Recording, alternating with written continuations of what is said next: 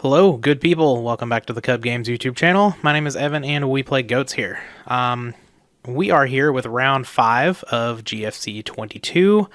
There is no video for round 4 because my opponent never showed up. So, got a match win. We take those, I guess. It's not great for content, and I just enjoy playing goats, so not super ideal, but we are 2-2 in the tournament now. Just wanting to try to turn this back around, and hopefully we can make day 2. I believe it was around this time where they were talking about cutting some rounds of Swiss from day 1 to play on day 2. So yeah, definitely want to make day 2. But I see our opponent here is a 100/0 whenever we played them, so I didn't know if maybe they were somehow on an alt, or they were new, or they just play tournament games. But yeah, we are playing against an odd burn deck. Well, we'll put it that way. I didn't really know exactly what was going on, but yeah, our opening hand is a few too many monsters. We don't know if the Donzalug is going to be good, but we see a wave motion cannon. I was like, oh no, this hand's not very good against burn at all. So just going to summon the Blade Knight, set a bunch of back row. Not all burn players play Heavy Storm in the main, and yeah, this could be a Des Koala.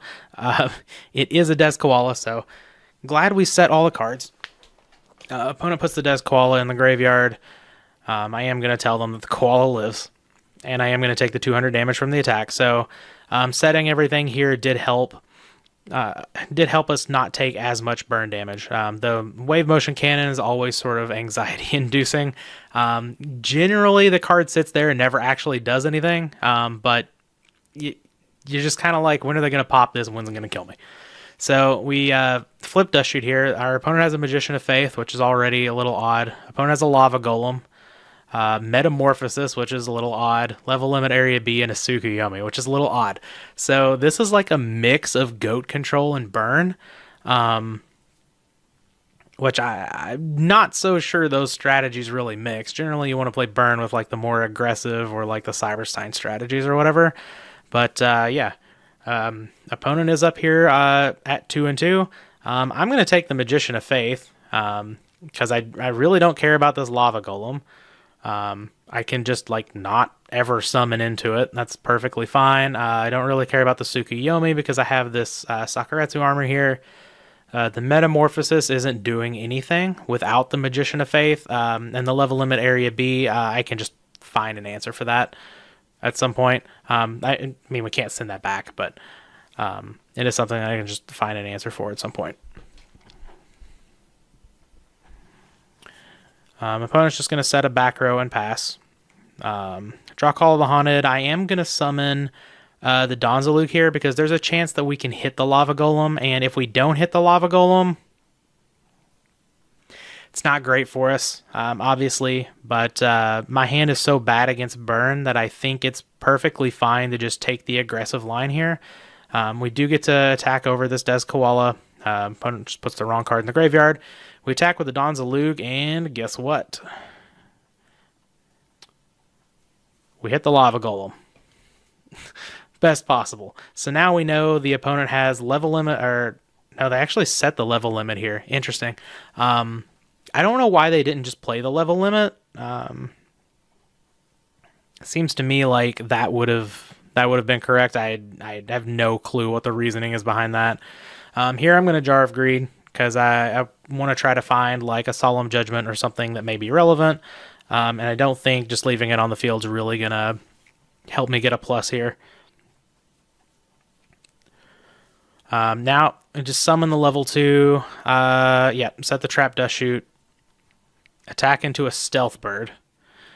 Opponent's going to flip it up, but it certainly does not flip with a level 2. So definitely our opponent is a newer player here. But yeah, we're going to connect with Blade Knight and Donzalug. My opponent still has this Level Limit Area B set on the field.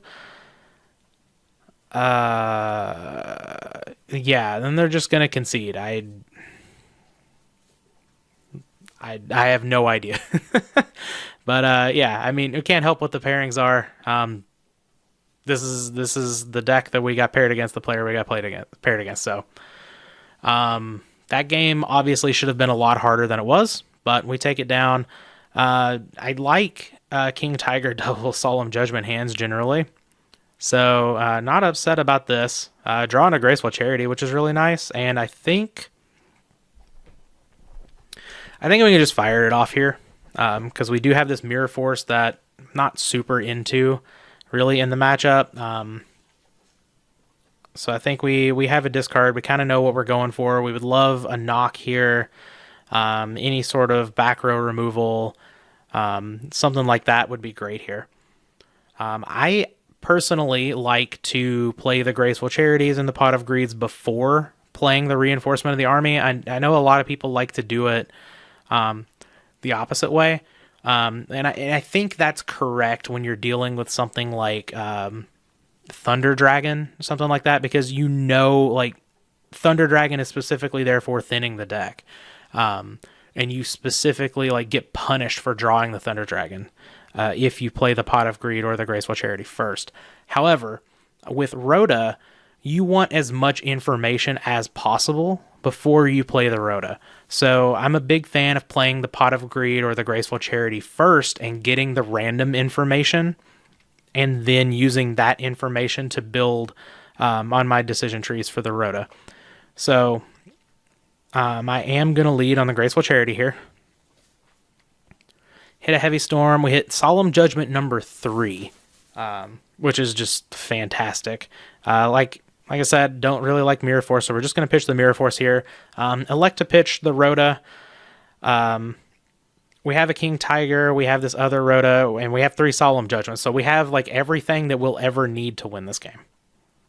I am just going to go ahead and Heavy Storm. My opponent doesn't activate the Scapegoat, so just like them not activating the